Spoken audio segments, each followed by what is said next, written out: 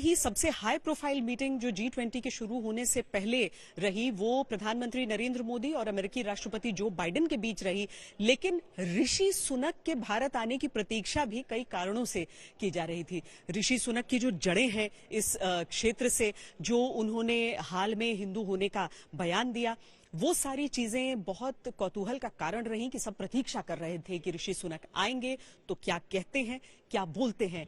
आज जैसे ही वो बाहर निकले थे उन्होंने सबसे पहले हाथ जोड़कर अभिवादन किया और उसके बाद क्या क्या हुआ, क्या क्या हाइलाइट्स उनके भारत दौरे की रही हैं, उनके स्वागत की रही हैं, वो देखिए।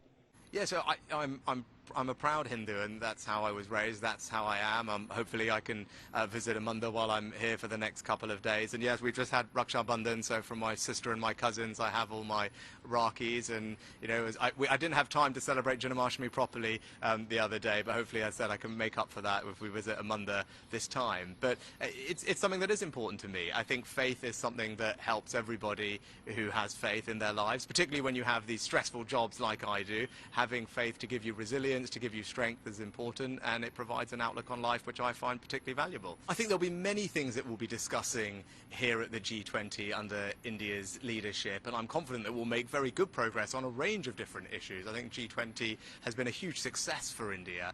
India is the right country at the right time to be hosting this, and I feel we're going to have a very good couple of days of deliberations and decisions made. Let me just say unequivocally that no form of extremism or violence like that is acceptable in the UK, and that's why we are working very closely with the Indian government to particularly tackle PKE, pro-Khalistan extremism. I don't think it's right. Our security minister recently was just in India talking to his counterparts. We have working groups together to share intelligence and information so that we can root out this kind of violent extremism. It's not right, and I won't tolerate it in the UK.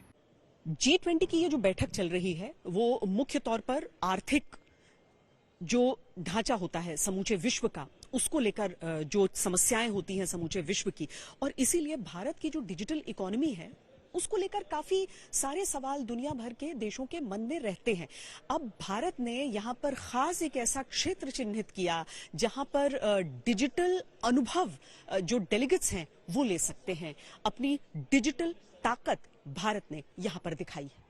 जब भी विश्व मंथन का कोई मंच होता है तो वहां कोई देश अपनी ताकत किस तरीके से दिखाता है, ये डिजिटल इंडिया का पूरा हिस्सा है और ये डिजिटल इंडिया जर्नी है जहां पर हेल्थ और वेल्थ दोनों आप हासिल करते हैं। किस तरीके से आप ये जब साइकिल चलाते हैं तो इसके साथ आपका हेल्थ का आंकड़ा आता है और सब इधर आइए कैसे बताता है वेल्थ भी, ये बताएं।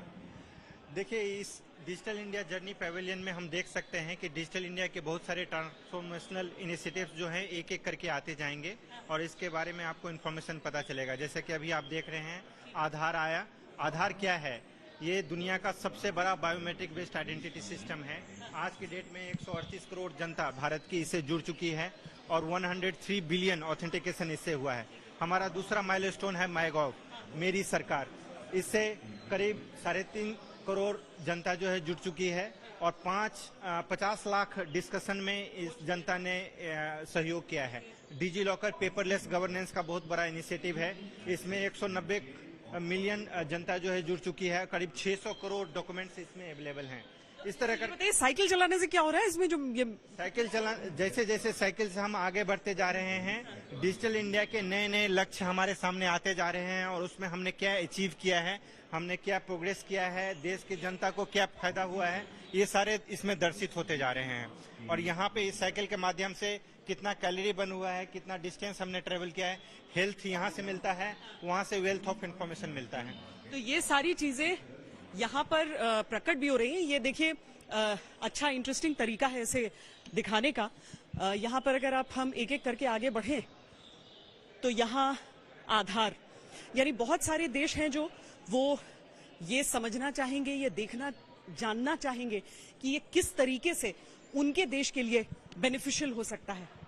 भाषिनी देखिए, जो अलग अलग भाषाएं हैं उसमें किस तरीके से डिजिटल इकोनॉमी आगे बढ़ सकती है। ये इंटरैक्टिव एक्सपीरियंस है, डिजी लॉकर, हर एक चीज को यहाँ पर साफ तौर पर सामने रखा गया है ताकि जो विदेशी मेहमान भी आए वो इन सारी चीजों को देख सके।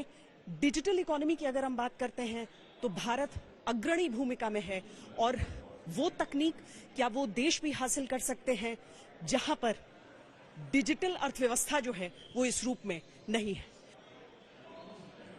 ये डिजिटल इंडिया एक्सपीरियंस जोन बनाया गया है और इसके पीछे की जिनकी सोच है, अभिषेक सिंह जी हमारे साथ हैं, इसके जरिए क्या संदेश है दुनिया?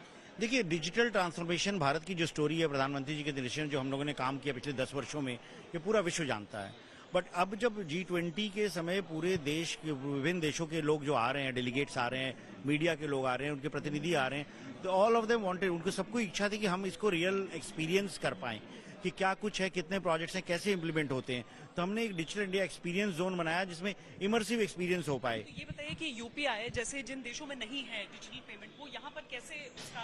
हमने क्या किया कि हमने एक वेंडिंग मशीन बनाई है हमारे और आपके लिए। तो हम जानते हैं, हम QR कोड को स्कैन करके कुछ भी खरीद लेते हैं, पैसा ट्रांसफर करना है आराम से कर लेते हैं। तो हमने क्या किया कि एक डमी फोन्स रखे हैं, हमारे फोन यूज करके आप QR कोड को स्कैन करें एंड ये ट्रांजैक्शन हो जाएगा। अगर किसी को कुछ लेना है तो कैसे खरीदते हैं, तो एक सैंपल एग्जांपल है जो इस एक्सपीरियंस को लेने का। और इसी तरह 2 फोन है, इसमें से अगर मेरे को अपने पैसे से किसी को 10 रुपए भी ट्रांसफर करने हम लोग कर सकते हैं, तो उसका डेमो दे रहे हैं हम। Hello and welcome. नमस्ते और आपका स्वागत है। देखिए, हम एक ऐसी जगह पर हैं जहां पर भाषिनी इसे प्रदर्शित किया गया है। आप आदी होंगे इस बात के कि अगर दुनिया के किसी कोने में जाते हैं तो आपको अपनी भाषा में अगर संपर्क करना है तो आप रिकॉर्ड करें और फिर सुना दें। यहाँ पर आपको रियल टाइम नजर आ रहा है, बहुत बारीक सा फासला है जो मैं बोल रही हूँ और जो सामने वाला सुन रहा है। आमतौर पर 2 हेडफोन्स इसके लिए इस्तेमाल यहाँ पे करके दिखाया जा रहा है, लेकिन हमने आपको टेलीविजन के लिए यहाँ स्पीकर ऑन करके इसे दिखाया है। हम एक उसका नमूना देख सकते हैं। अगर आप कुछ बोलें और किसी दूसरी भाषा में, मैं हिंदी में नहीं किसी और भाषा में सुनूं। हाँ, ये देख सकते हैं।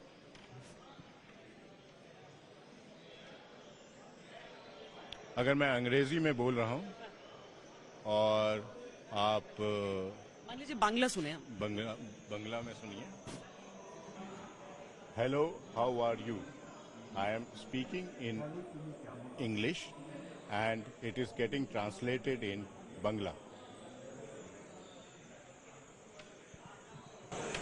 আমি ইংরেজিতে কথা বলছি এবং এটি বাংলায় অনুবাদ করা হয়েছে। तो ये आपको भारत की 22 भाषाओं में, आप अलग अलग भाषाओं में इसे सुन सकते हैं। लेकिन केवल ट्रांसलेशन, या फिर हम जैसे देख रहे थे कि इसका एक आर्थिक पहलू भी है इस अनुवाद का? इसके कई पहलू होंगे, क्योंकि आज तक हम मतलब ये एक जैसे लेटेंट नीड कहते हैं, हम ये सोचते थे कि हमें ये लैंग्वेज पढ़नी पड़ेगी, सीखनी पड़ेगी, तभी हम उन्नति कर सकते हैं। आज की तारीख में इसके कई दूसरे पहलू भी सामने आएंगे।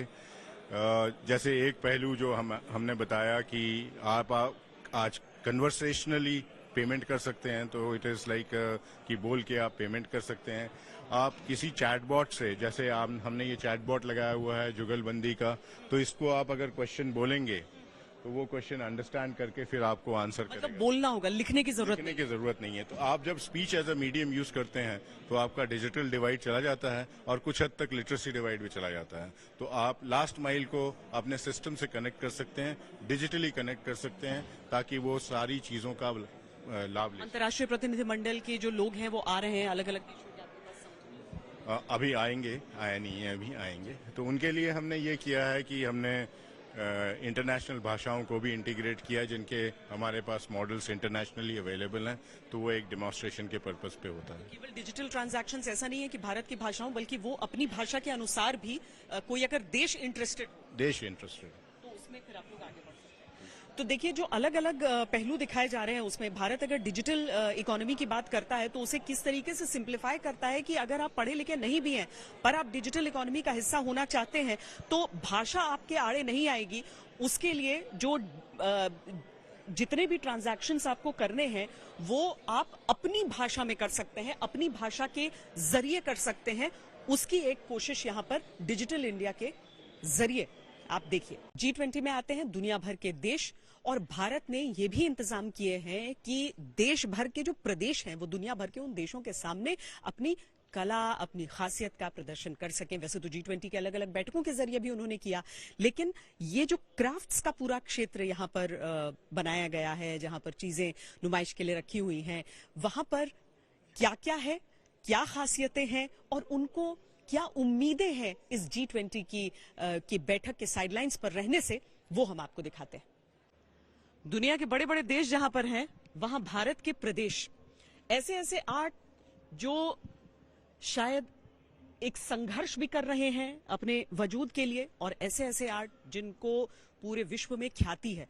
तो हमारे जो विदेशी मेहमान आ रहे हैं वो सारे यहाँ पर कुछ न कुछ खास देख सकते हैं। आपका नाम क्या हुआ? मेरा नाम आवाज मोहम्मद है।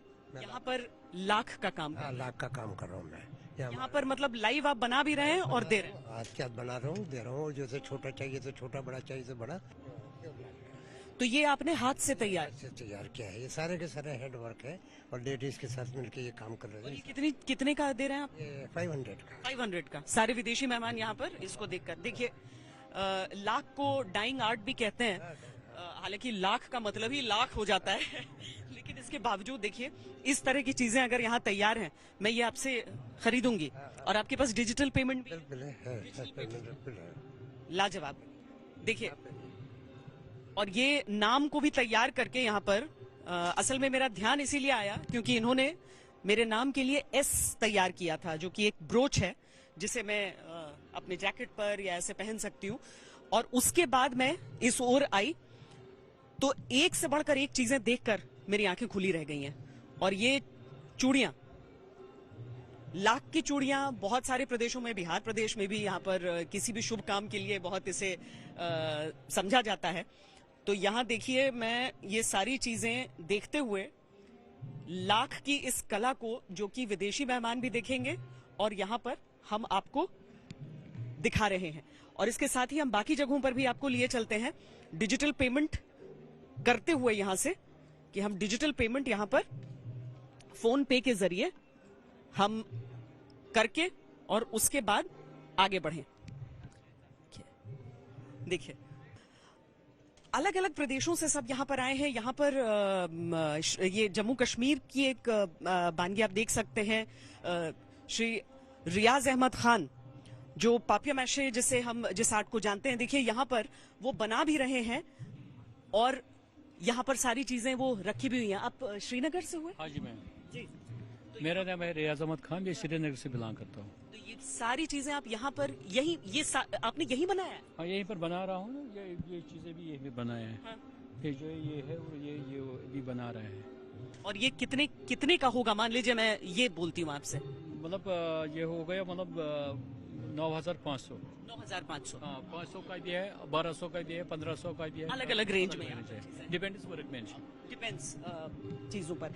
देखिए, हम यहाँ से आपको आगे लिए चलते हैं। अब ये देखिए, मैं पश्चिम बंगाल के स्टॉल में इस समय पहुंची हूँ, जहाँ पर जो राज्य की खास चीजें हैं आपको हर रूप में यहाँ पर दिख जाएंगी।